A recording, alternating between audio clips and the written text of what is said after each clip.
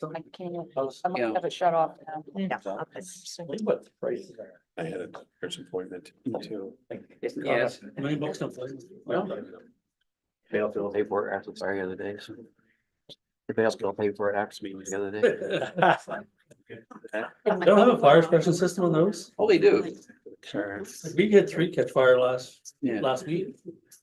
Get a button, comes out, they should book in a refill and. Here, you wanna answer that one? There has to be somebody in it. That's why I just go off by themselves, though. right? No, Yeah. Good evening, everyone. Welcome to our council committee presentation meeting, June the 3rd, 2025. Welcome to everybody in the gallery. I will ask our CAO for the roll call, please. Thank you very much. So we'll start with the chair, Deputy Mayor Sanderson. Present. Mayor Blair has sent her regrets. Councillor Weatherby, Present. Councillor Richardson, Present. Councillor Cooper, Present. Councillor Johnson has sent his regrets. Councillor Leggett, Councillor Martell, Present. Councillor Patton, Present. Councillor Benoit, Present. Councillor Fletcher, Present. Councillor Kennedy. Present. Very much. You do have. Thank you, CAO. In peace and in friendship and in the spirit of truth and reconciliation, I acknowledge that the Municipality of Colchester is in Mi'kmaq, the unceded and ancestral territory of the Mi'kmaq people. We have 2 presentations tonight, and first up is the Grace Arts Center, Creamery Square Arts Society, and I believe we have Amanda Gillis and Janet Mosney here. If you want to come forward, please, and just make sure your microphone is turned on, bottom right. Welcome. We'll just turn it over to you. Oh, bottom right, there should be a little button. Yep, you got it. All right, the chair. Did you want me to sit? Sure.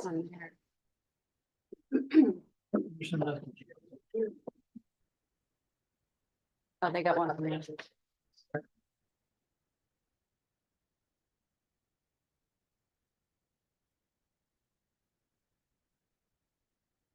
All right, good evening. Good evening. Thank you so much for inviting us here this evening. We really appreciate this opportunity. My name is Amanda Gillis and I am the Programming and Operations Manager for the Grace Arts Center. And with me is Janet Mosney and she's our new Gallery and Operations Manager. And we're both part-time employees of the Grace, but we are very proud and pleased to be a part of the vibrant arts center in our community. We're here today to ask for support from the municipality of $15,000 per year on an ongoing basis. Long-term funding to support our programming and projects at the Grace.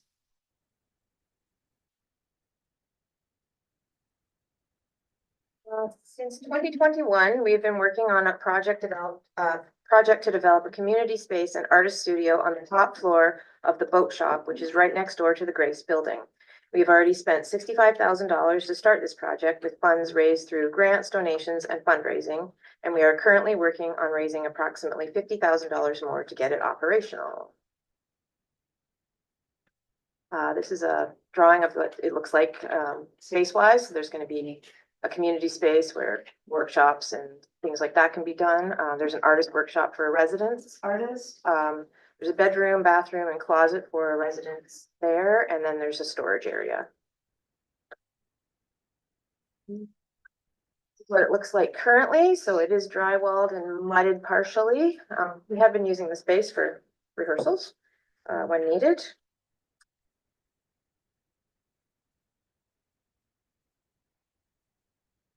Other projects include, oops, sorry. I hit it too far. How do I go back? How do I go back? There we go. Oh, now you do want to be there. There we go.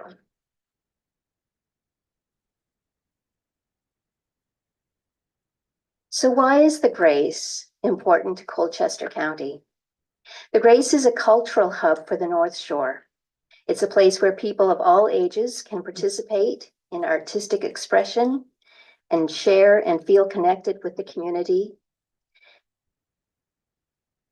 It's located in the Creamery Square, and we are part of a natural gathering point with the Farmers Market and Heritage Center. For tourism, the Grace brings people from not only around the province, but nationally and from around the world. They come to see the Ice House Gallery shows and live music and theater presentations. We love working at the Grace because we get to meet so many interesting people. It's been a really fabulous experience being there. We also like to point out that we are there are only two art centers in Colchester County, the Marigold and the Grace. And the Grace is the only rural arts center. So it's important to us to be able to offer entertainment on our side of the mountain, as we feel it's not really safe sometimes to be traveling to Truro, particularly at night or in bad weather with wildlife on the roads and lack of internet connection en route. Sorry, I skipped one of my paragraphs, sorry for that. Other projects we're working on include a canopy over the entrance to the Grace to protect our patrons from the weather when waiting in line to enter the building. Our facility is an accessible building, and a canopy would create greater ease of access in inclement weather. Our ongoing performances, which Amanda will speak more about later, cost about $40,000 per year to hold, with over 20 performances annually. The Grace has tremendous potential. It is significant to us that the Grace is one of the centers listed on the Colchester County website under Arts, Culture, and Heritage in a section titled Cultural Diversity, promoting our shows and exhibits. It would be wonderful to receive annual municipal funding to go with this promotion. All right, we informally collected data from our user groups and patrons about where they live to find out who uses our space. You can see from the red bar, roughly 52% of our patrons are from Colchester County. Blue, Cumberland County, about 26%. Purple, Pictou County, about 8%. Yellow, other places in Nova Scotia, 8%. Orange, other places in Canada, 5%. And green, international and US, about 1%. And just in the last 2 weeks, we've probably had 6 or 7 couples from England and Ireland and the States.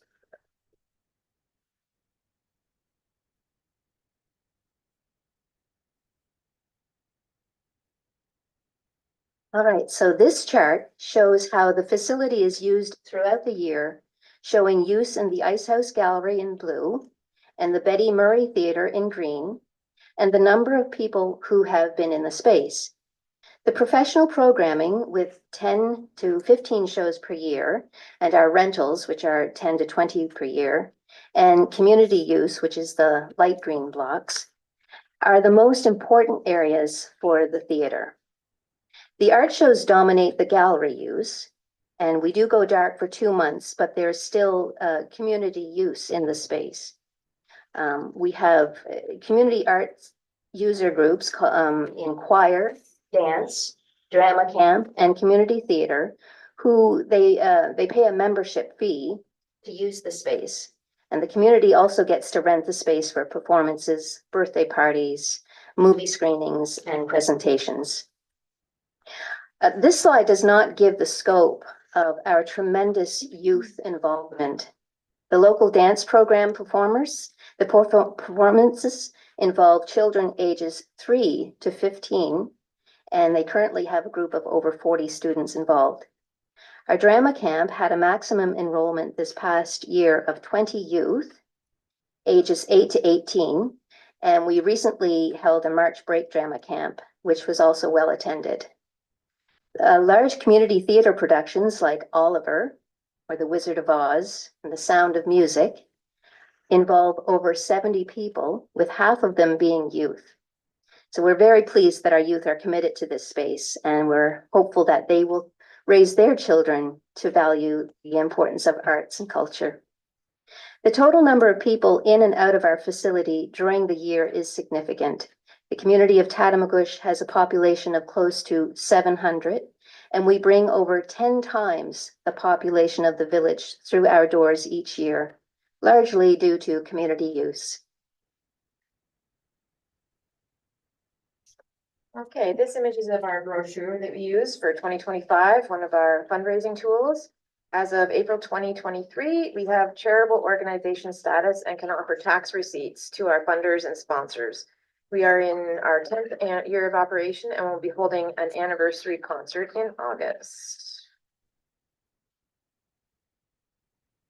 This pamphlet we have is the booklet with more detailed information than the pamphlet, which we've had for 2 years now. Presenting all our full season allows patrons to be offered memberships, subscriptions, discounts if they purchase more than 3 shows at once. So this one has a more detailed explanation of what each performance is.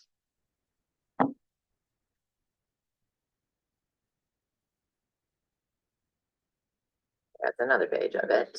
There's a lot of performances this year, so bigger one. It has all the art shows as well that we are hosting. This slide shows some of our funding successes up until 2027. We've used an organization called Grant Advance, which helps not-for-profit organizations raise operations and program funds. They provide the lists of foundations across the country who are interested in supporting various charitable organizations, and we have started to receive some positive responses from this initiative.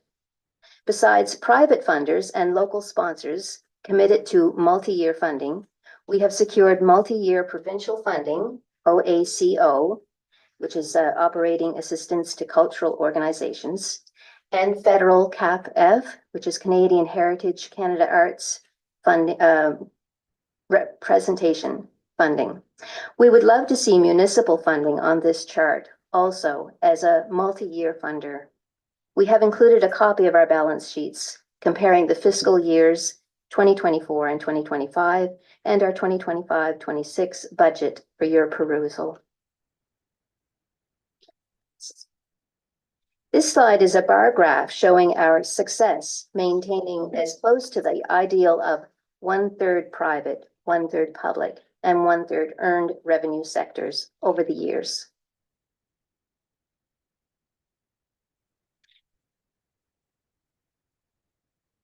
The next few slides will give you a visual overview of the Ice House Gallery.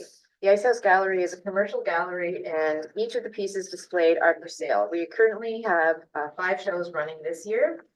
Here's some examples. This is from our first show of the year. It was 2 artists from Halifax and from Windsor area, I believe. Next one was our pottery show opening. We have our reception whenever we have a new show opening where the community is invited to come in and see the art and the artists. This is from our current show, Corinne Redden. She's on until June the 15th. She's had a very successful show. This is our Artisan Alley, which is all local artists, local and area artists. They can bring their stuff in and we display it for them and sell it as part of the service. It changes all the time because as things sell, we get more new artists all the time and new material. The next series of slides show the Betty Murray Theatre. So this one here is the entrance as we go into the theater from Artisan Alley. And this is a picture of our theater without any patrons, but it's 170 seats at the theater. Seats are in the theater. This one is a performance of Maritime Marionettes, and we had the school come down and join us for that show. And it's a full house image from our Facebook page photos. And this one here, yes, is our drama camp. The first one was our summer drama camp of last summer, 2024. And the other one here on the right is the March Break Drama Camp that I had the honor of leading this past March. And that was our poster that we created for our March Break Drama Camp. And the next few pictures are of the cast of The Sound of Music, which was performed last fall. That one. And that was, as you can see, there's a lot of people involved. And this one here is a picture of some students on stage with Bridget Trio. They had a workshop and then they got to perform with the group.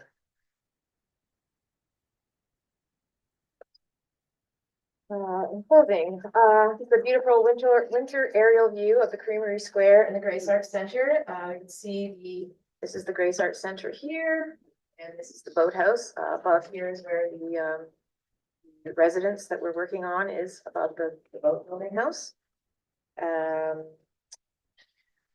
If you have not had an opportunity to visit the Grace or attend an event, we encourage you to come out and see for yourself just how special it is. Come and take in a show and even spend time at one of our fabulous restaurants before the show.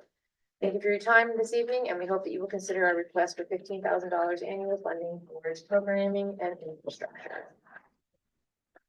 Thank you very much. Before we open it up for questions, I would ask for a motion to receive the presentation. Mr. Martel, I would like to make a motion to receive the presentation from the Grace Arts Center at Creamery Square. thank you. Let's have a seconder, seconded by Councillor Cooper.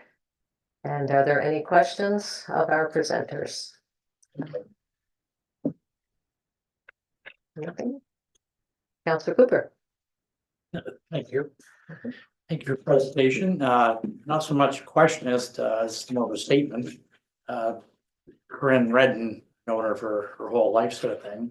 I was talking to her the other day and asked her how the exhibition was going and everything, and she said tremendous. She said the place is a really great place to be, and lots of people come there, and I've never sold so many pieces anywhere I've ever been, and she's been all cities and stuff, yeah. Beautiful. Yeah, so, I just wanted to say, yeah, let's mention that, so, yeah, thank you. Councillor Benoit, please. Thank you, Deputy Mayor. Thanks for your presentation. I don't have any questions either. I was in last year when we had a meeting with the RCMP, I guess it was, or a few months ago. And I was amazed at how beautiful it was in there. I've been to the other buildings, but I haven't been in there. So kudos to you. It's a beautiful spot that you have. Councillor Martel. Through the chair to our guests. I had the pleasure of attending the Sound of Music, and I have to say it was an absolute incredible theater production that we're so fortunate to have done locally here. With your ask for $15,000 of funding annually, how would that change or benefit your operation specifically to have that amount of money?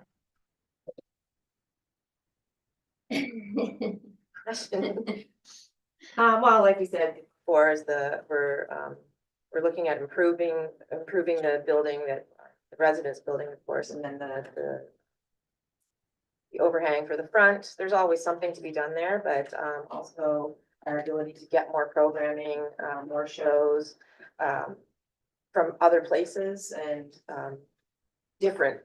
trying to get as much variety out there as possible to try to entice as many people. Everybody has different likes. Not everybody likes the same music or the same comedies or whatever. There's no shortage of ways to find use for the funding. So we're just, between operation spending and programming, we have, we were very lucky to find Janet to help me, because I was the only manager in the space and finding it very challenging. So we work very well together, and I think are coming up with some really fun ideas for programming to take to the Grace. I have a background in theater, and I really I see the potential of doing more theater programming for kids. So. Thank you. Any further comments? Not seeing any. I'd like to thank you very much for your presentation. There'll be no decisions made tonight. It'll come back to council at a later time. So thank you very much. Yeah.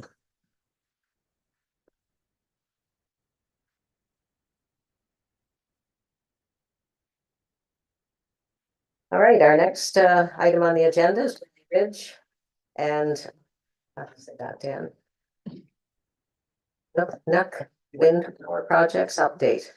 Got on my sheet here, Graham Marshall from Membertou First Nations, Rebecca Crump, Head of Renewables, and Mark Stewart, Director of Engagement.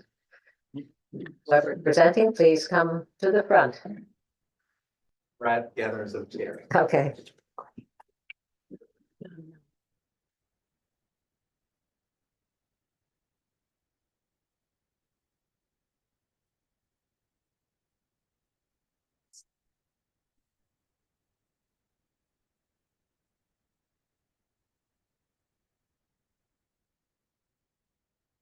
Yours. Situated.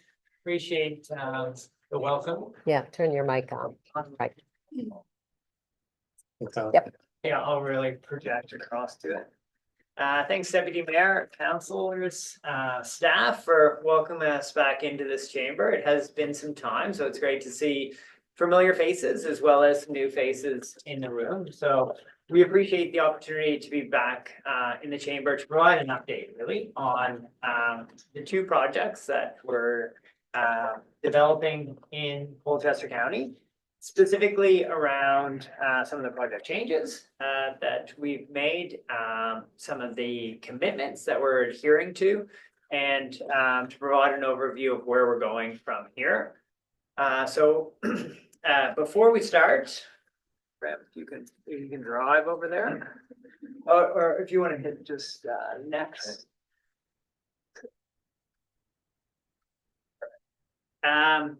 We do want to acknowledge the ancestral and unceded territory of the Mi'kmaq people. We also acknowledge the Mi'kmaq as a past, present, and future caretakers of this land we call Mi'kma'ki. And in particular, we want to stress the commitment to working with the Mi'kmaq and delivering really comprehensive partnerships. And that's something that we're going to talk in more detail about. But Everwind has a number of projects throughout Nova Scotia, including the ones here in Colchester County. And we do have 3 equity partners, which we'd like to speak to, as they are critical to the importance of these projects and to the kind of future viability of these projects. So Grant, if you could go to the next one, and I'll hand over to Grant Marshall. I got the hot mic here. Kmtnuk, yeah, such an honor and a pleasure to come to your council. It's been a while, and yeah, well, Dawsey Dondell Bijidayo Walana Turo. Thank you for inviting us. You know, as a past counselor for Membertou First Nation for 8 years, I certainly understand the commitment and the drive of each and every one of you have done for your constituents, and a beautiful job here in Colchester County. You know, as part of leadership throughout Membertou as well, it was always important for us to include everyone and making sure for all Nova Scotians and all Atlantic Canadians, we ensure a bright future. But as a Mi'kmaq as well, I want to applaud the land acknowledgement in the beginning of your meeting. As Mi'kmaq, we are very grateful for that, and through truth and reconciliations, brighter futures ahead.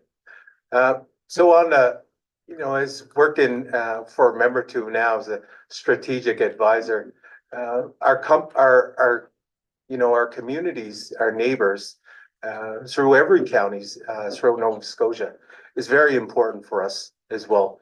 Here in Colchester County, it's one of the most beautiful counties that we have in a province. I think I'm on record saying that. I don't want, but it's certainly a nice place that I love to come to. It's very dear to me throughout all of the territory. As Mi'kmaq people, it was always a center of coming in through the different waterways of how we use this area since time immemorial. As Mi'kmaq people, since time immemorial, our first what we have done is taking care of Mother Earth and always making sure that it was always generational thinking, whatever we were accomplishing and doing. You know, in the recent history of different treaties that we signed with different states, different nations, it wasn't always about during those times in the 1700s. It was always about generational thinking for the next 7 generations and always for the future. So the problems of Nova Scotia is we all as treaty people, that's what we say as Nova Scotians today. What legacy can we leave behind for the next 7 generations ahead? And through the partnership that we have with Everwind, we've certainly loved the partnership and how we can co-succeed together. There are so many different, you know, partners that want to, you know, involve. But as Mi'kmaq people, as being caretakers of the land, it's rarely vital that we understand the importance of Mother Earth and how she sustains us for so long. So when we look at where we are going now with this, it's certainly in our view, and it's our foundation to making sure that we protect Mi'kmaq territory for generations to come. Because as Mi'kmaq people, when we hear land acknowledgements, as a Mi'kmaq person, what I hear is that it is our duty to protect every single human being that resides in Mi'kmaq. And as Mi'kmaq people with different nations coming to these shores, we have certainly done that and will continue to do so. So in opportunities like this, that my colleagues to my left of me that are going to present to you very shortly, this is the whole basis that we understand of how we're going to bring a better tomorrow and brighter days for Mi'kmaq. Claudia.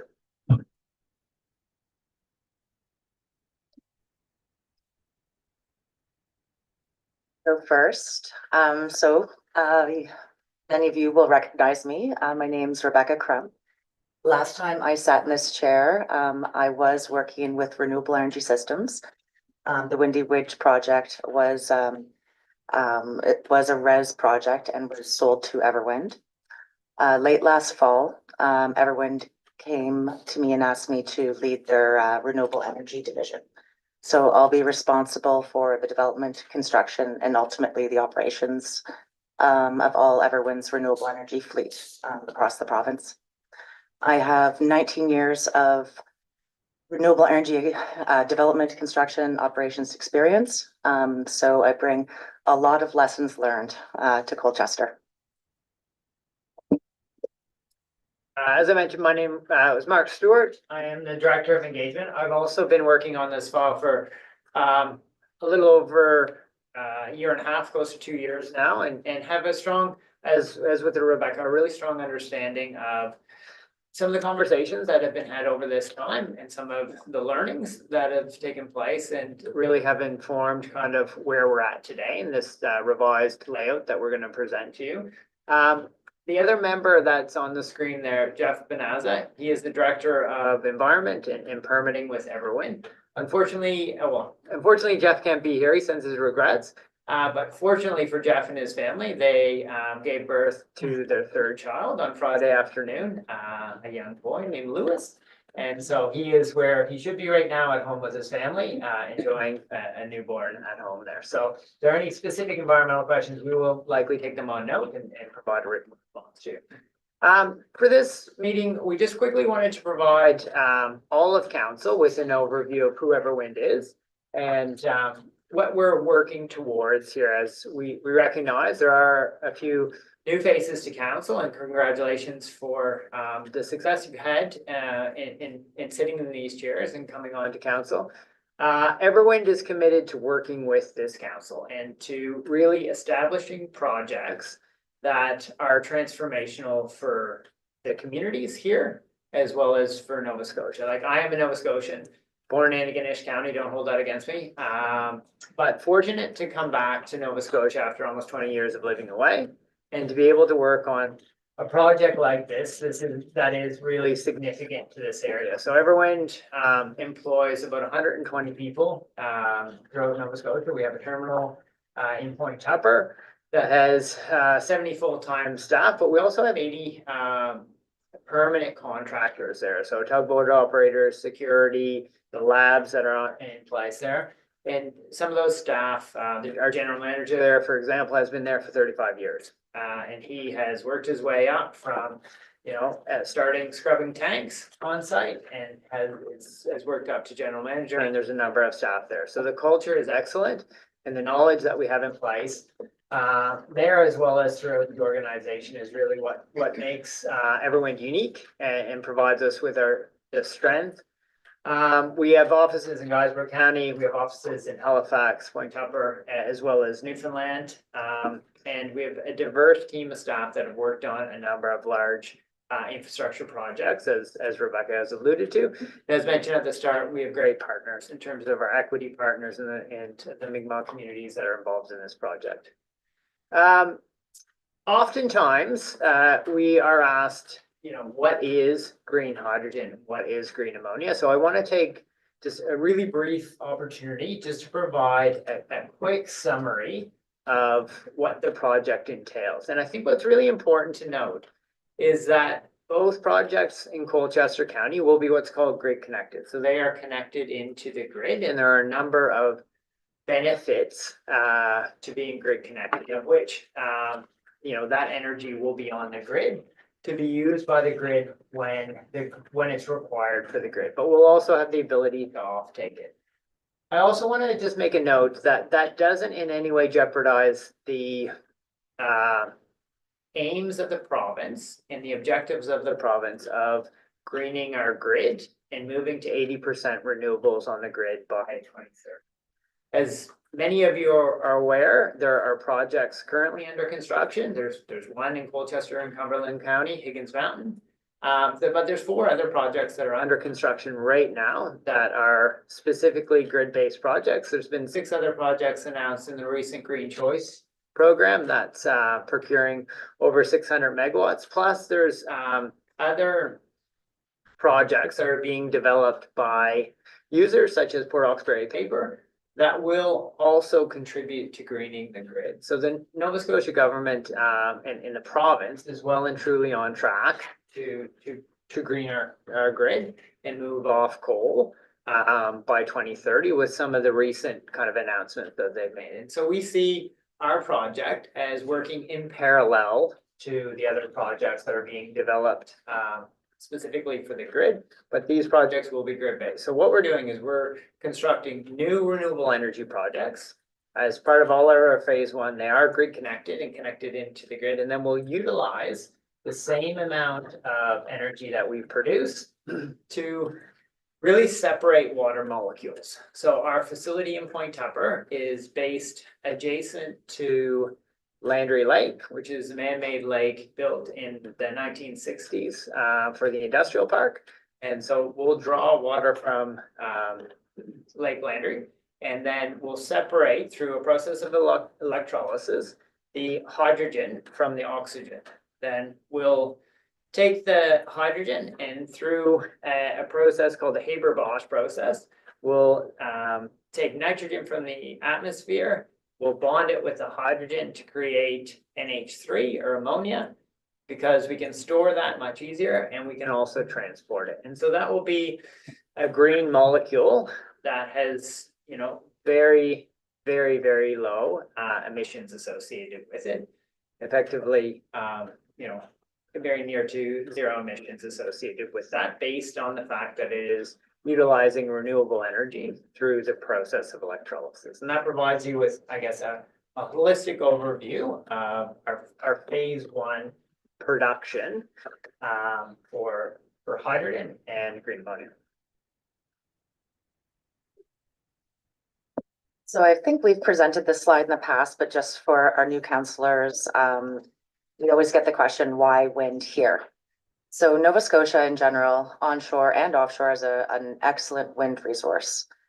The Cobequid's mountains in particular have a supreme wind resource. So I always like to present a heat map, a wind map. So you can see the darkest areas are the highest wind areas. So offshore obviously has the highest wind speeds. And you can see the green circle around the area of the Cobequid Mountains, in which we're planning the Windy Ridge and Kmtnuk wind farms. The second most important thing, other than from a technical perspective, is access to the grid, so interconnection facilities. Well, I'll speak holistically today about the Windy Ridge and Kmtnuk projects. They are historically 2 separate and distinct projects, and they will be connected to the grid with their own independent transmission line. I will speak about them holistically as they're right beside each other, and you guys should be looking at them almost as one project as well as the community does. These sites are on private land and on Crown land. The vast majority of these sites are logged. So they're owned by timber, the private land is owned by timber companies. And there are hundreds of kilometers of logging roads throughout these sites. So this is not virgin territory, and we're taking advantage of a lot of that existing infrastructure. We can move to the next. So Mark's gonna pass out a map, and I always like to talk to mapping. So just for a general location, on the west side of the project area is Folly Lake. And on the, here, I'll get to my mouse here, it'll be easier. So Folly Lake is located right here. And on the northeast side, where my cursor is right now, that's the existing Nutby wind farm. So this entire area, if you just drew a big circle around all of the wind turbines, is a massive land area. It's over 20,000 hectares of land. And I'll talk about why I think that number is important in a little bit. But overall, these two projects combined are $1 billion private investment in the county of Colchester in these projects. They will combined be 504 megawatts. So the Windy Ridge project is 352 megawatts, and the Kmtnuk project will be 104 megawatts. Did that add up properly? We'll clarify if it 352 and 104, I believe. Mark will talk extensively about the direct local benefits, the financial benefits, our commitments, municipal taxes and such in later slides. So these projects we came to council a couple times, a few times, 2023, 2024. Oh, I don't think we were here last year. And we presented the two projects just as we were seeking environmental approval. So the projects were approved in late 23, early 24, and we held rounds of engagement events and went back to the drawing board. We obtained a lot of community feedback, some positive, some negative, and every shade of gray in between. And I'll present the changes that we made on the following slide. But I just wanted to show the overall map, and just so you could understand the scale of the project. This is the largest project and kind of the flagship of our phase one grid connected wind portfolio. I do want to highlight this. We'll talk about kind of the commitments we made on further slides, but as you all are likely aware, the province stepped in to municipal matters on wind development about a few months ago now. And we had made a commitment that we were going to keep the 2 kilometer setbacks. You know, we had been looking outside of the 2 kilometers. Spreading out the project could make it a little bit more efficient, but we really felt that we had worked so hard in this community, made so many bonds with both council, with private landowners, with all stakeholders in Colchester, that we have kept the 2 kilometer setback as was in your previous legislation, your previous regulations. And we'll talk about just kind of the local construction operation type of opportunities. We have a slide on that later on. And we do actually have, there's an ability for all Nova Scotian residents to own a part of Windy Ridge through the Colchester Cumberland wind fields, which Mark can answer questions to later on. So some of the key improvements, I always talk to a map. So some of the key improvements that we've made is it's been a while. These changes, obviously, it's a large infrastructure project. They take a long time to implement and determine. So we actually changed the turbine model, which was the longest lead. So, and we had to get approval for that, first technically to ensure the technical studies were okay. We could be noise compliant, shadow filter compliant. And then we went back to the EA branch and got approval for a new turbine. And so previously we had been looking at Windy Ridge at using a 7 megawatt Nordex wind turbine, and at Kmtnuk a 5.9 Nordex turbine. And the 5.9 turbine was actually taller than the 7 megawatt machine. We went back to the drawing board and looked at various different suppliers, wind turbine manufacturers. And we found one. Not all manufacturers and all turbines are well suited for this wind regime. This is a very high wind regime. And we chose one turbine for the entire site now, and it's an 8 megawatt machine. So a Goldwind 8 megawatt machine. It's nominally taller. So there was different heights at the Kmtnuk and Windy Ridge project, but it's 4.5 meters to 11.5 meters taller than the previous turbines we were considering. Because of the increased nameplate capacity overall, if you're looking at Windy Ridge and Kmtnuk combined, we were able to remove 2 turbines and generate more electricity overall. So that obviously is a benefit. It optimizes the electricity. We're building the transmission line and switching stations, everything anyway. So we're able to inject a little bit more electricity into green electricity into the grid with 2 less turbines. I'm going to talk just very briefly about some of the environmental advantages. The environmental improvements, I would say. We kept our commitment to no turbines within the French River watershed, which was a very important. We'd heard a lot of feedback originally. We maintained the 2 kilometers, as I stated before. And one big change, and I've spoke to the folks in the Folly Lake Landowners Association, is they got notification of this a couple days back and spoke to a couple of community members. We had already removed the 3 closest turbines to Folly Lake. But what we've done is we went a step further, and we had heard a lot of feedback that they had a lot of recreational use on the west side of the East Branch Folly River.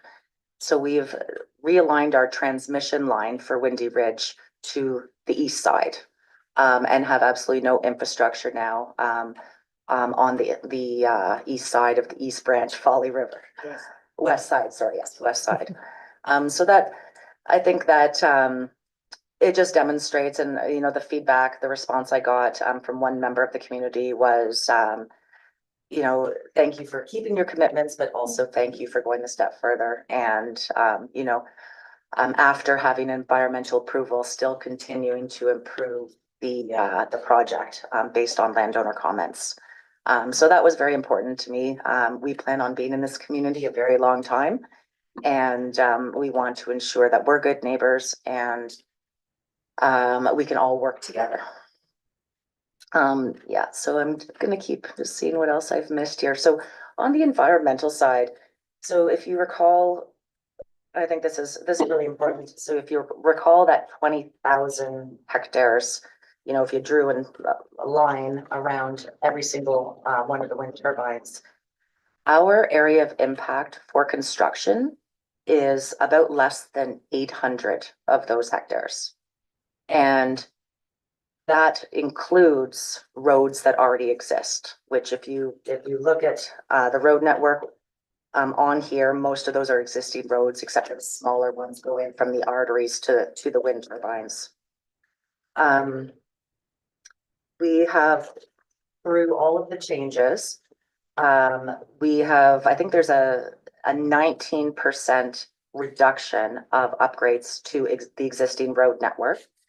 We've decreased our impact to wetlands by over 10%. The wetlands of special significance, we've reduced the impact by 50%. So going from 6 hectares of impact to 3 hectares. We've reduced water course impacts, so culverts and whatnot, roads going over water courses by about 10%. And both projects no longer have any impact to old growth stands. We have reduced by 3%. Windy Ridge some of it is in an area of mainland moose core habitat. So we have reduced that area by 37 hectares. And I know we're going to note it earlier, but we did make a commitment there was some concern obviously about mainland moose. And so we had made a commitment to stand up a working committee for mainland moose and bring together academia, government, and other interest holders within the local community. We have funded the setup of that committee, and we are currently working with levels of government. And we haven't opened it up to the community yet because we need to securitize the government, the provincial government members first. And, we've reached out to some of the top names in the province that historically has been involved in moose recovery. And we do want to extend, and Mark will be reaching out to Dan and or to council directly. We would really appreciate municipal participation in that committee. So we're actively working on standing up that committee now. So these are what you would define as the Kmtnuk. And first we'll talk about Kmtnuk and then we'll go over to Windy Ridge. So this basically is just from our environmental, our project description update. With those degrees of changes that I discussed previously, when we met with the environmental assessment branch, it was very clear that we were reducing the overall impact of the project on the social environment and on the natural environment. So we were not required to have to go through another environmental assessment. We just had to undertake a project description update. So those were approved in early May, hence our timing of coming back to council after the approval. So I'm just seeing here if there's anything that we are going to be presenting. We will be submitting a municipal development permit for both the Windy Ridge and Kmtnuk projects. And we will be presenting, we have a base case layout. At 504 megawatts equates to 63 wind turbines. So 63 Goldwind 8 wind turbines. The height of those turbines, if you recall, I said they were marginally or nominally taller. The height right to the tip would be 211 meters. The height to the hub, where the generator at the top of the tower would be located, would be 120 meters. And those hub heights are nominally the same as what we discussed previously and what we presented previously. You can go down. And so I think the map in front of you is a little bit more comprehensive though, but I should have said this earlier, but on the pink on the map was the previous layout. And the yellow is what the improvements, the new and improved Windy Ridge and Kmtnuk. And I think to the layperson, if you're looking at, these, you won't see a ton of changes, I would say. If you've never seen the layout, you kind of look at them back and forth. But we've removed, on Windy Ridge, we've removed all turbines on Crown land, which was important. Maybe just flip back to Windy Ridge. So there's a Crown land block, actually, this map, you can see it really well. The Crown land block is in yellow in the center. We heard quite a bit of concerns just based on having wind turbines in that Crown land block when there was private timber company land all around it. So we've actually removed all infrastructure. I think initially we had probably 6 turbines within that center block. We reduced it to 2, and now we've removed them completely from the base layout. We do have to permit, and we have permitted alternate positions through the environmental approval, environmental assessment process. And we always have to permit extra positions in case we get to a site. We've done geotechnical studies already, but just for some reason, we can't construct it. Based on constructability issues. Okay, I think, so that probably leads me into, the most interesting question I always get, okay, well, when would this happen? So we are wrapping up, our development milestones, and we are preparing for construction. So obviously our municipal development permit is one of those requirements, which we seek to achieve. And by the end of this year, we're seeking to have kind of all of the major items that we require for construction to start, to have all those boxes checked. So we are currently initiating and ramping up for financing of our project. Just 2 weeks ago, we put out very large construction tenders. So we'll have considerable five different engineering and procurement and construction companies bidding on the construction of these wind farms in a competitive process. Many of you will recognize the names that are at the table. We pre-qualified every single vendor. We interviewed them, and then they're kind of the top companies that could handle the size and scale of these projects, and that I'm comfortable working with, because I've seen if something's going to go wrong, it usually goes wrong in construction. And so I'm really happy with all of the bidders have replied that they want to bid and are very excited to work on these projects. So this winter, we anticipate doing some additional geotechnical studies, so boreholes, just to confirm some of our previous geotechnical studies, and undertake some site preparation, and that could be tree clearing. We try to do as much of that outside of the nesting season, so the fall, winter, and spring.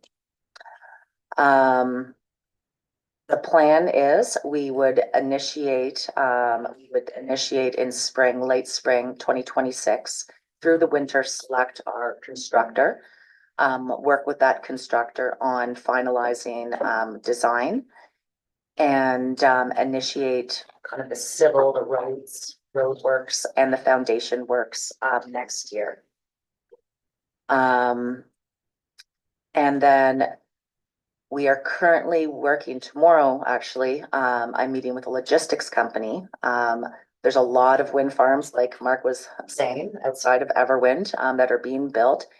And we are going to be working on the routing. So how are we going to get the turbines into Colchester? So we are currently working on that, and I do not have a definitive plan on that yet. There's a lot of turbines coming in. Port space is limited.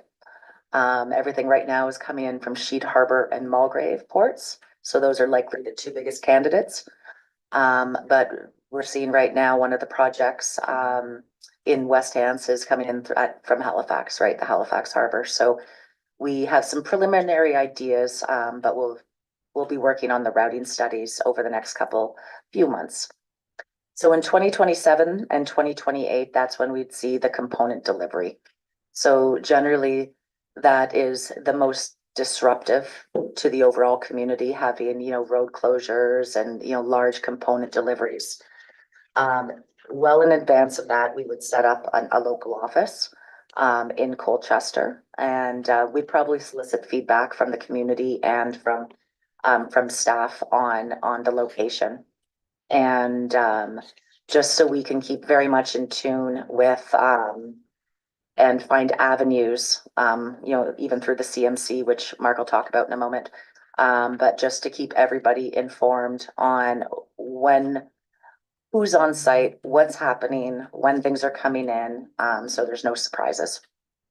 And then we hope to commission, so that's basically just all the turbines are connected into the substation, and we are generating electricity into the grid. We hope to have Kmtnuk, as it's a little bit of a smaller build, commissioned first at the end of 2027.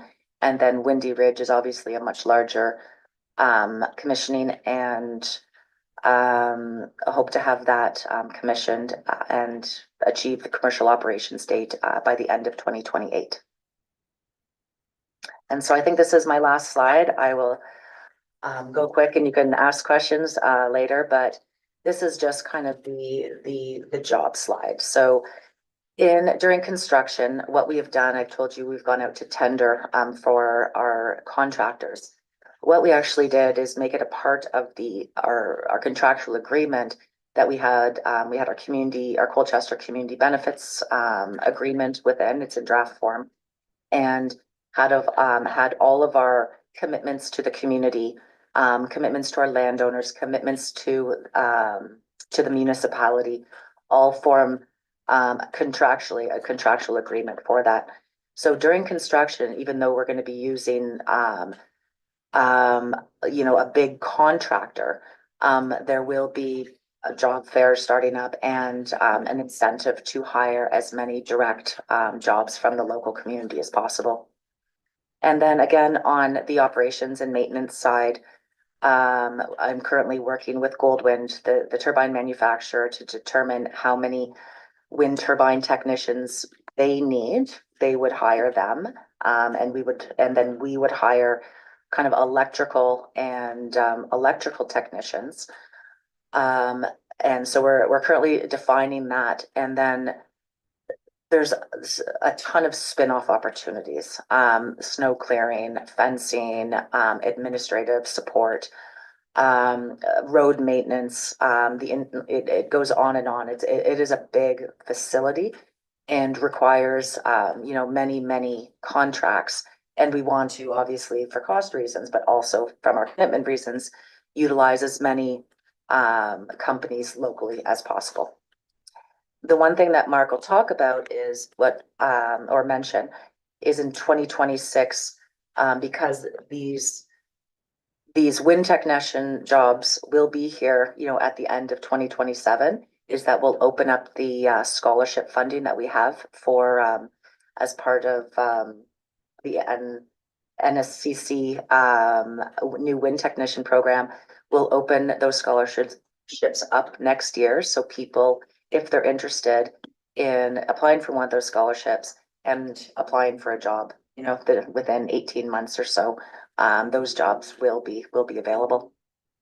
And then I believe I'll pass it over to Mark. Thanks, Rebecca. A few more slides around broad benefits from the project. So Rebecca spoke to some of the changes, some of the environmental improvements based on the project changes, opportunities for employment.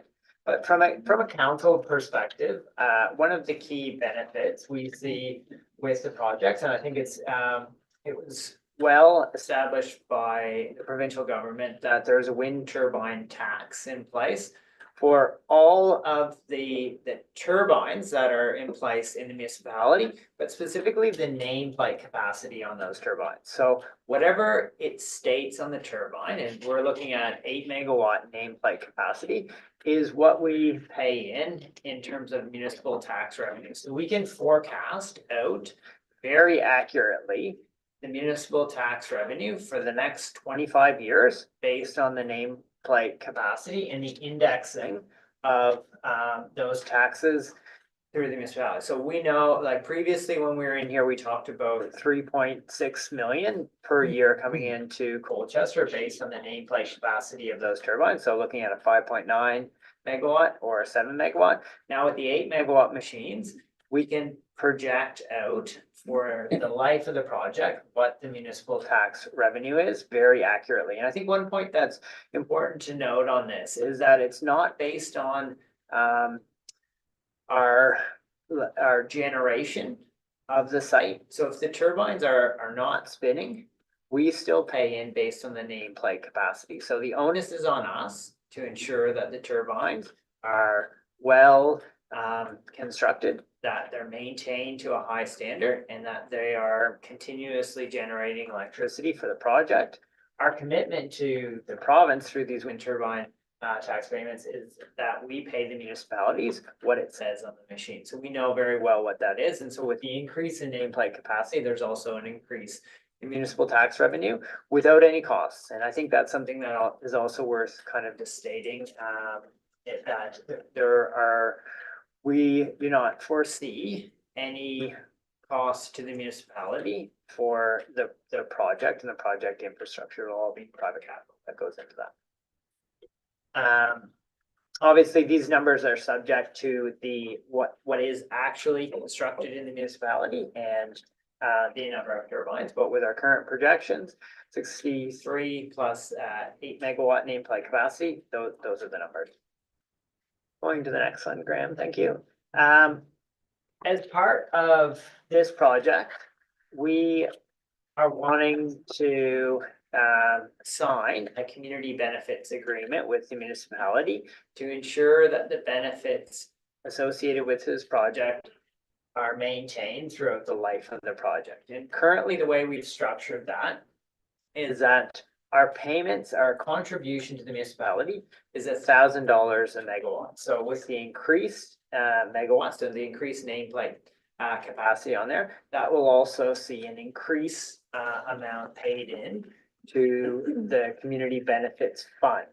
So we're looking now at $500,000, so $504,000 paid in annually to municipal like community benefits funds. And the intention with those, and I've been to the Creamery, so the previous presentation, and I've seen the beautiful facility that is there, but the intention of this 500,000 is that it goes to community organizations like the Creamery or others within the vicinity of the site to support community groups, to support community endeavors, and that those funds are allocated by a CMC or a CLC. So it's actually the community that determines where the vibrancy fund component of that goes anyway. The other payment out is this proximity payment. The intention here was to offer a payment to the closest residents in proximity to the site. Originally was to offset electricity, but we've changed it. We simplified it to go the closest residents will receive a payment. So in our current draft CBA that we have with you guys, we've stated nominally that that's 300,000 that would go into that and 100,000 in terms of the vibrancy funds. But we're open to discussions with the municipality as to what exactly that breakdown is. Our commitment is to the pot, so a voluntary contribution of 500,000 annually. How that's broken up, we really want to work with the municipality and in time with the CMC and the CLC to determine exactly what that breakdown is for the community. What's the best breakdown? But you can see there that these payments come into effect at the end of the first year of commercial operation. So once the site is commissioned, at the end of that first year, the payments will come into effect and they'll continue every year thereafter for the life of the project. And so again, this one states what we've previously committed to in terms of the 100,000 in terms of the draft community benefits agreement. And again, that will come into effect at the end of the first year, will be administered by or that the funds would be allocated or suggestions allocated from the CMC, CLC. But that there's capacity for that to increase based on the increase to the project scale. And then the third one that we have, Graham, if you go to the next one in terms of our community benefits fund, is really the bursary programs. And these ones we want, they will come into effect prior to the project being commissioned and with the intention of training up people in the local communities to work on these projects. And as Rebecca alluded to, Nova Scotia Community College is doing great work establishing a wind turbine technician course in Nova Scotia because it currently doesn't exist and will come in 2026. There is a course at Holland College and in PEI that offers this course, but we want to train people to work on these projects as operational staff because they're really generational employment. So they are there for the life of the project, and we see there being a huge need for wind turbine technicians in Nova Scotia. But these bursaries are open to anyone wanting to be involved in renewable energy in general. So it doesn't need to be wind turbine technicians. It could be people doing environmental science at Dell or the agricultural players, or other institutions that will enable them to work in energy transition in Nova Scotia. And we expect, like I said, that those to come into effect in 2026 to ensure that we're able to build up opportunities for local residents here in Colchester County. And then the final, what if you go to the next one, Grant?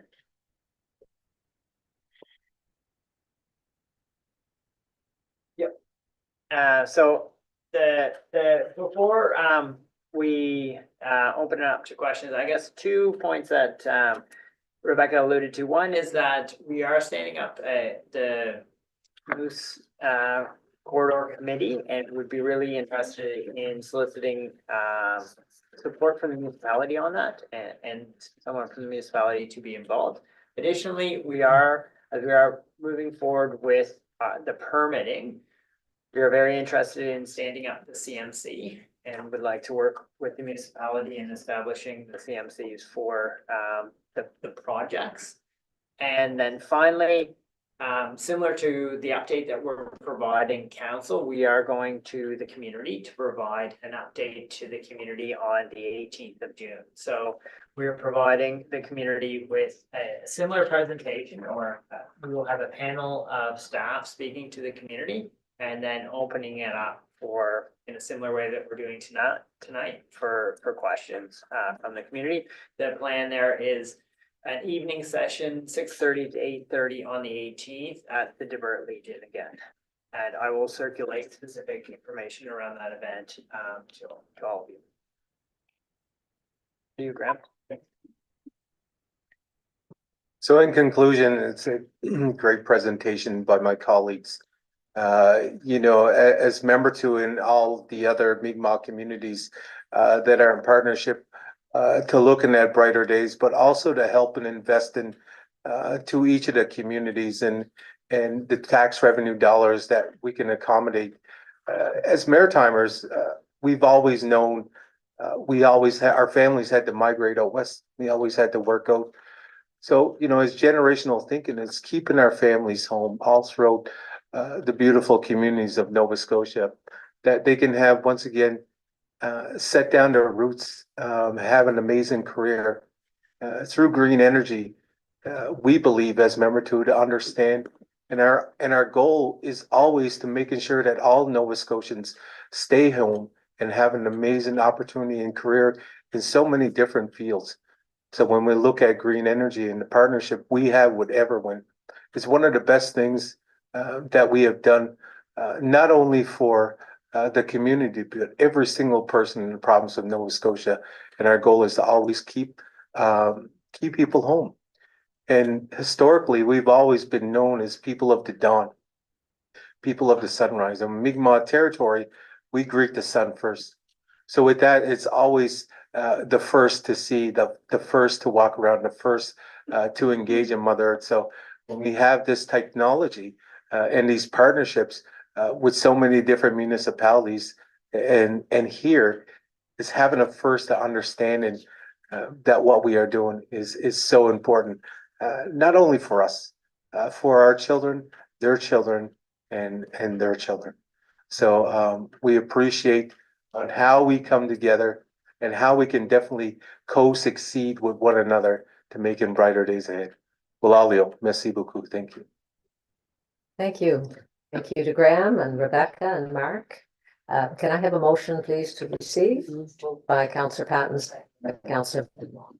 All in favor, say aye. Aye. Reminded nay. Motion carries.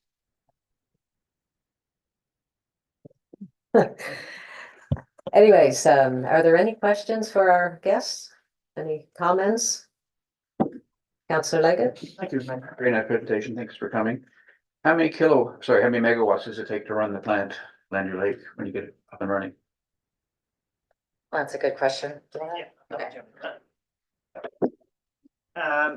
So the plan for, our phase one plant, in Point Cover will be, it will vary slightly, because in a similar way that we're optimizing our wind sites, we're also looking at ways to optimize the plant site. But the plan is for the plant to require 325 megawatts at 100% capacity. So the intention is that we are overbuilding the wind based on the capacity factor of our wind sites to ensure that we have the capacity to run our site as 100%. And what that shows is that that's where we really see the grid benefits or the opportunities for the grid to benefit from this. And what we know about the grid in Nova Scotia is that we hit peak demand in the middle of winter. So the coldest day in winter is typically when we require the most energy in Nova Scotia. And that's around 2.4 gigawatts. And it's also nice, and it's one of the reasons why Nova Scotia is really adopting wind as the renewable energy of choice going forward. It's when it's the windiest time of year. So in winter, we have our best wind resources. So it coincides with the time that obviously our sites are operating to a higher capacity factor when the grid needs it most. In addition to that, we will also have what's called an agreement with Nova Scotia Power to curb our electricity use when it's required domestically. And so what that means, in a similar way that other industrial users have that, like Port Hawkesbury Paper, we'll have an interrupter clause, or production will be interrupted if it needs to be diverted to domestic use. So the benefit of the electrolyzers that we're looking at are that they have the ability to ramp up and ramp down very quickly. So within a matter of minutes, you can go from 100% capacity down to 10% capacity. And it's the flexibility of that one, pairs them well with renewables, but two, enables us to optimize the grid or assist the grid at times when we need to curb production. Very good. So, we'll do that. Second question. So overproduction will be sold on the grid at grid rates? So we will have an agreement, a PPA, power purchase agreement with Nova Scotia Power, correct? Thank you. And you mentioned investment potential. Is that like the CEDA programs that were out before?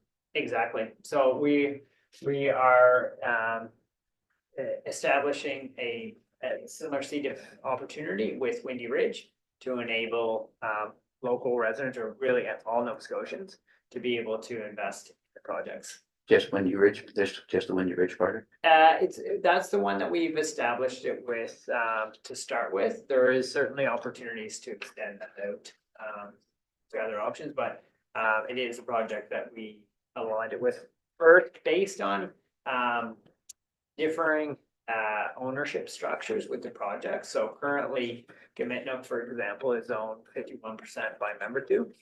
And that's similar to another project that we're developing in Nova Scotia called Bear Lake. That's owned 51% by Membertou. And Windy Ridge has a different ownership structure. It also has equity Mi'kmaq communities in there, as well as the CEDA program. Thank you. Councillor Benwell? Thank you, Deputy Mayor. Thank you for your presentation. It's nice to see you guys back. I just had a question about access roads. Have we made any decisions on where those will be for the project yet? Because that's probably one of the biggest questions that I've been asked, is where you're going into. So is that specific to component delivery, like wind turbines deliveries? So we're undertaking those routing studies. I believe, but I think they're just wondering like where the traffic flow is gonna be continuous. So we will, so for component deliveries, we are completing the logistics. So determining which port to come into. Okay. So those will be ongoing. And we will come to the municipality with a traffic management plan, Okay. even before component delivery, and just work with Public Works to determine, we have 4 or 5 different routes into the site, just for day-to-day traffic or just kind of heavier trucks. I'm not talking wind turbine delivery, just right now. And we'll make suggestions and draft a traffic management plan. And this is all done when we onboard our construction contractor, because they'll have the scheduling and the timing, of those activities. And then we'll circulate it obviously for comment and work with the county and the province on roads, to ensure that we're best utilizing, a lot of the contractors we're talking with know this area very well and have worked here. So, you know, I don't want to impose, you know, only go through this spot if, you know, if, they'll know best. And then on the component delivery, I had mentioned earlier that we're meeting with a logistics company tomorrow in Halifax. There's various, you know, different ports, various different routing options into the site. So we need the logistics carrier to make various recommendations. And then we'll likely hold community events along the route. It's not something, you know, it's because these sites are mountainous, we will choose one location. You know, we can't permit a tremendous amount of different routes. These blades, I don't think I told you this, is pretty impressive. These blades that we're talking about are 91 meters long. So Tower 2, this is how I've told Trent and Matthew, just for perspective, is our head office is in Tower 2 at Purdy's Wharf, the second tallest building in Halifax, and these blades are just 3 meters taller than that. So and they're a few meters taller than or longer than the next blades that are coming into the province, right? The ones that everybody else is using are about 10 meters shorter. But these blades require a 7% slope.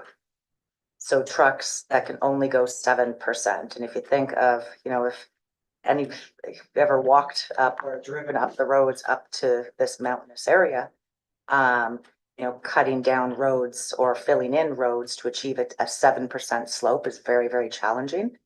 And it, you know, we would look at the best route from the port with the least amount of homes. Obviously, you know, we account for everything, not just lowest cost. It's community acceptance. You know, there's a laundry list of items we look out for. But when we get the routing studies complete and they have to be signed off by Goldwind, then we'd probably come back and present the routing studies distinctly. Okay, and I think you were talking about, or I know you were talking about the routing earlier, but when were you expecting to possibly roughly have that figured out? I would hope by the end. So those deliveries don't start until 2027. So next year we would start on like the internal site works. So I'm hoping we would have that firmed up by early next year, like very early next year. Okay, thank you. Yeah. Councillor Fletcher, please.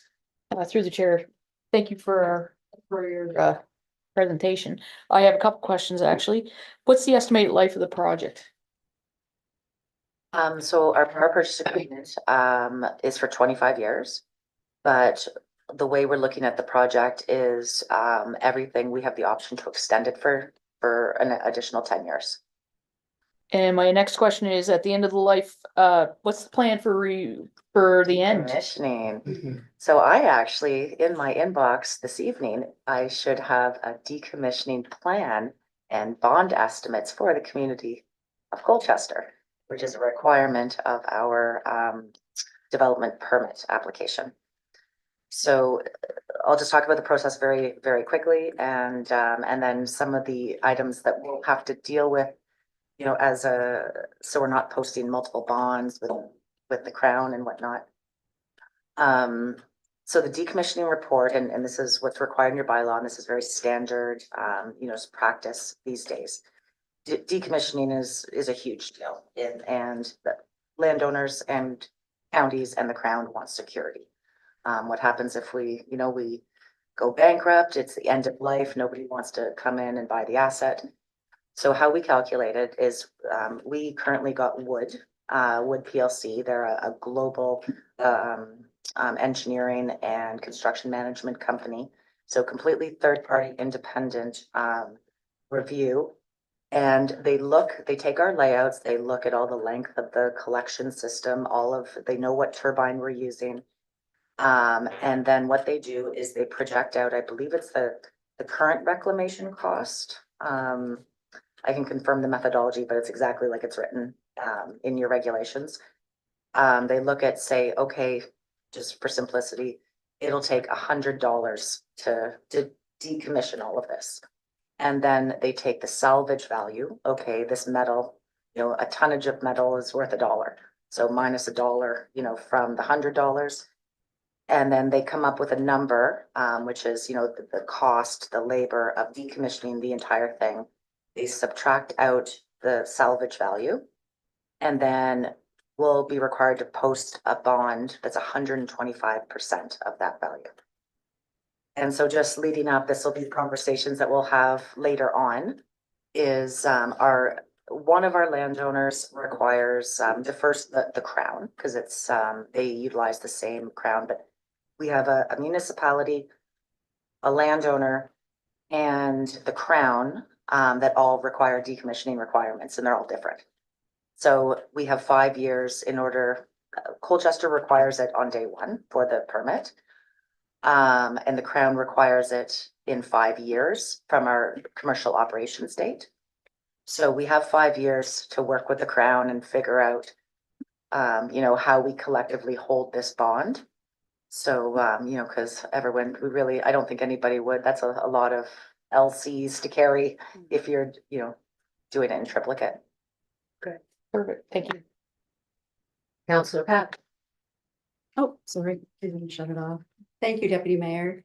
And thank you for your presentation. We always appreciate the new information you bring. My questions were the same pretty well as Councillor Fletcher, but just to expand on Councillor Benoit's question about the roads, will the local community have access to those roads after construction is complete so they can do their recreational, their snowmobiling, so that's still there. Yeah, absolutely. There's no gating to the roads. Okay. I think we put some signage up, especially in the winter. Ice can accumulate on blades and whatnot. Right. We don't want people standing under them in the middle of winter. And I think, we can help educate the community as well. There's, a wind farm up there already. So it's not a new problem or not a new issue, but I think there'd definitely be some community education on just safety. This is a power plant, and I've walked right under them, right beside them. It's there'll be continued access throughout the site without limitation. Our substations will be fenced. They're high voltage, medium voltage to high voltage facilities, and that's for everybody's safety. We're currently looking at one large operations and maintenance building at kind of the south central part of the wind farm, and a potential another satellite operations building, just because it's such a large site. Whether people could go there for information. It will be staffed constantly. People will be going to work there every single day. There'll be, a front office, administrative support, and to get information on. I think that's maybe the best way to approach it. Thank you. If I can, one more question. Fire suppression. Does every turbine have built-in fire suppression, and what happens, where it's such a heavily wooded area? This is interesting. We've been having this discussion quite a bit. So, excuse me. So it has fire detection. So all turbines have fire detection. And we've been having this conversation in a different county. And so we went back and did quite a bit of homework. And we got industry statistics, and I talked to our insurance brokers who are global, and they specialize in renewable energy insurance. And I said, is there a benefit here? Like, how often because we've all seen, I don't know, on Facebook or whatever, a fire, a wind for turbine fire. So what I was told is historically, there were a Model X and Y caught fire a lot. And that was quite a while ago. These turbines, what I was told to do is focus on, it's called condition monitoring. So it's a very advanced type of, through our SCADA network, which is just the computers that talk to, that keep a check on what's going on in the nacelle, in the, the mechanical room of the turbine. And they give instant signals to the system if they anticipate a fault, which would cause to a short and potentially a fire. So there's two parts to my response here. I just wanted to kind of preface this condition monitoring system. What I was told by insurance is, because I was like, oh, is there a big, benefit here? Obviously, if fire's a risk, then I'm gonna get a lower insurance premium if I buy this fire suppression system. And they said, they're so rare that there's absolutely no benefit. You would only do it, if it was mandated. There's absolutely no benefit. They don't really help. What helps and what we recommend is a very robust operations system. So operation, that condition monitoring, investing in keeping your turbines top performance. And there is, some of the as I start to look into operations, it's a lot of them are pretty neat now. I can download, we'll choose an operator to run them. And a lot of these operators, I can check the wind farm if I'm at home, in bed and want to see or if there's a fault, it'll come, to my phone and to the other operators' phones. And it's about preventative maintenance. And then, getting these robust programs. And that's where I'd rather spend the money, is in this preventative maintenance than something that, the industry doesn't really see a benefit to. And the one thing just to add on, which I think is important about Everwind specifically, is, I've done a lot of wind development for the grid. So, it takes 10, 15 years to pay off a wind farm. You're financing, you have it paid off and you have a contract, with the grid. And well, we don't have to maintain the turbine that much because everything's paid off and it's kind of, just money lining our pockets right now of companies. But with Everwind, we're utilizing that electricity to create another project or another product. So it's in our best interest to keep these in tip-top shape for the life of their throughout their entire life, because we care about the actual electricity that's being generated, the number of molecules, of electrons. So that's, one thing in our current plan is a very robust system monitoring and operations program. Thank you. And also just to add to that, is that we will continue to work with local fire chiefs and fire departments around the on-site management if there was to be a fire. As Rebecca alluded to, the probability of it actually being an up tower turbine fire is very, very low. But we know that there fire occur in forested areas for a number of other different reasons. So we'll continue to work with local fire departments around what the management is for an tower fire, but also what the management is on site for fires associated with other activity on site. So that's something that we continue to do on all of our sites and have a really clear plan with local fire departments. Thank you. Councillor Benoit. Thank you, Chair. Just one other question. Has there been any more issues with vandalism in a while?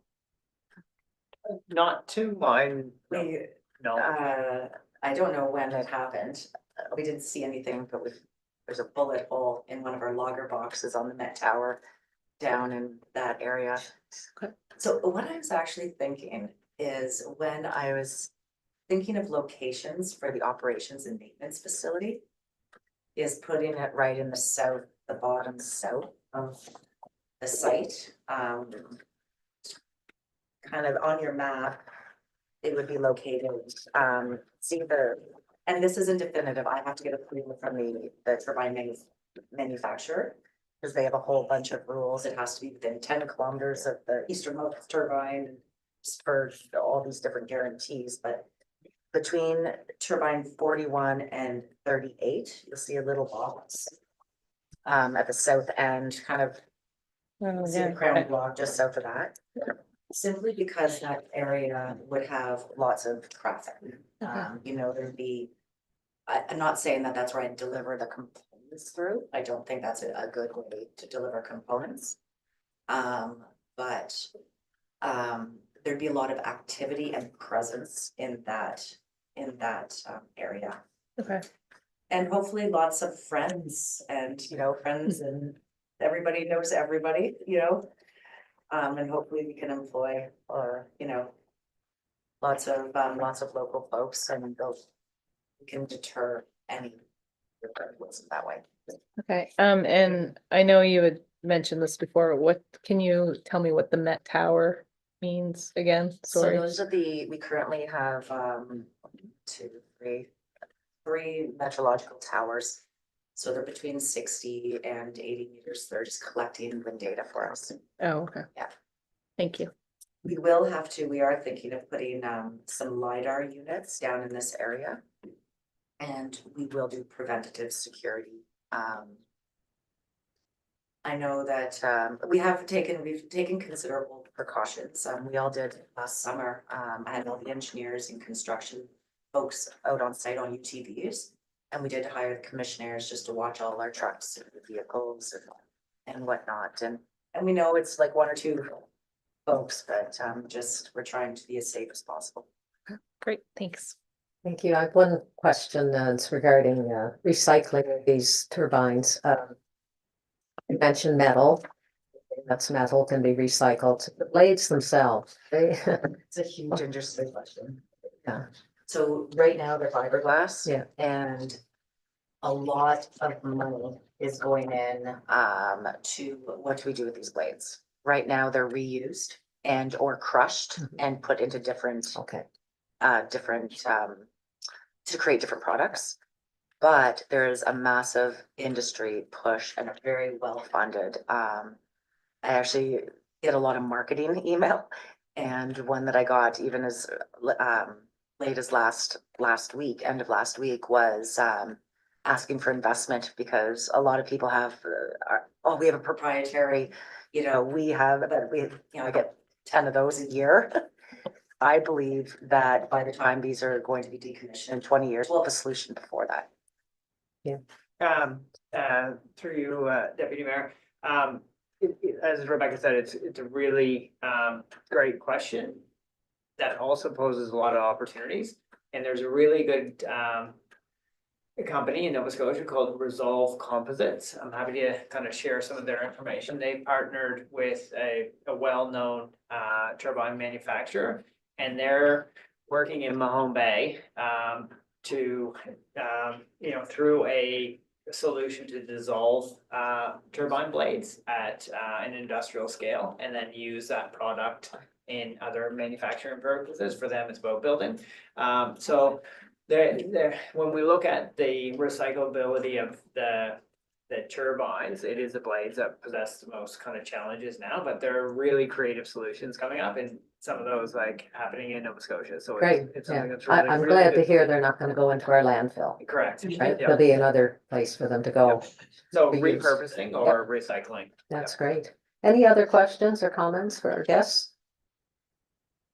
Councillor Fletcher. Through the chair, I have one quick question. Lightning strikes with these, is it often? Yeah. Yeah. So they actually have protection, lightning protection. Okay. So that addresses the fire issue. The main issue with lightning is the blades, cracks of the blades. So the blades usually have to be replaced quite a bit. We'll probably buy some extra blades to keep at our operations facility. We can do, if we have a good condition monitoring system, Now they fly drones to look at the, you know, if you catch the damage, you can repair it. But if you don't catch the damage, it just worsens, right? The load, the wind on these blades will just micro cracks make, you know, quite a bit of difference on the amount of energy they can generate, electricity they can generate. So there's a huge issue with lightning. We have lightning protection systems which help with fires, and yeah, and a good condition monitoring system. Okay. I have one item I forgot, if I could, which I believe is very important. It was on one of our slides. One of the biggest, I get asked this question quite a bit, so I want to just bring it up, is we made a commitment previously to use aircraft detection lighting systems. So we are continuing with that, that commitment. It's one of the first things that I get asked in the community. So how it has to be obviously approved by Transport Canada. I don't see why it would not be approved by Transport Canada. It's been approved in other provinces. But just for folks that aren't aware, normally turbine would have two lights, one at the top, one at the bottom, and one wind farm. And we've tried to sync up wind farms with different owners. It's impossible. So you have these lights going, these lights at a different rate, and it really affects kind of our night skies. So with the aircraft detection lighting system, or ADLS, the sky would be dark, and then as a plane gets within 3 nautical miles, lights start to come on, and you'll see that light go off, and the next light come on. And so I just wanted, I've been hearing a lot of questions, even talking with your community members. Everybody's been happy that we're continuing that commitment. Thank you. Councillor Dunlop. Sorry, last question. Just with follow up with Deputy Mayor, in regards to at the life cycle ends, all the concrete in the ground from the base of it. Have you figured out what's going to happen with that at the end of the life cycle? So these foundations, they're gonna have concrete, but not, when you think of a wind turbine foundation, you generally think of a big concrete base. You know, we're more than likely going to be utilizing rock anchor foundations. Okay. So drilling into the bedrock and putting multiple anchors really deep through the bedrock. The bedrock is, you know, 0.2 to on average to less than 1 meter under the soil on these sites. It's all bedrock, and it's pretty consistent bedrock across the sites. So the decommissioning plan, and this is kind of standard in the construction industry, not just the wind industry, is that we remove everything above 1 meter. And then if there's stuff left in the ground under 1 meter, then it gets left there. Okay, thank you. Councillor Leggett. Thank you, Madam Chair. As you mentioned rock sockets, what about drilling, blasting and aggregate facilities? Step back for that, 800 meters or? The setback, so that's good. We are waiting for our construction contractor. What the approach we took on the site is, you'll see when you look at the site, you'll see a whole bunch of little boxes scattered throughout, so lay down areas, but those are also areas that we could potentially use aggregate blast and generate our own aggregate on the site. Good. What we've seen so far on this site is it requires a lot of fill, not cutting down, a lot of fill to you know, to get the turbines up to the sites. So we'll come forward, you know, similar to our traffic management plan. I'm not going to make any commitments that a contractor with a lot more experience, you know, they'll bring their best plan forward, and it'll all be within the regulations. But if there are any, you know, we'll have a blasting plan, you know, it's highly regulated from the province. Any aggregate facilities, you know, we would identify those with the construction contractor. I always noticed that Texas got a new EA on the Truro Road. It's on your side of the river where the construction is. Wondering if that would play into their future plans or restrictions for their operations. Oh, that's interesting. And same with Will Care has one. Yeah, I didn't know about that. I'll talk to Dexter in the future about it. I can't talk to him right now. Several, there's a couple others up along there too. Anything further? All good? Well, I want to thank you, Graham and Rebecca and Mark. This has been really informative. Thank you for the update. Nice to be kept up to speed on how you're getting along. Good. So thank you on behalf of council for joining Thank us you. tonight. Walawe. Thank you. That's another one of these. Wrote all Look over for a this. meeting motion to adjourn, not another meeting. Moved by Councillor Martell, And I'll send you some follow-up emails. I know you're. 7:40. All the time. So what do we do about trying it? Reset. And for your.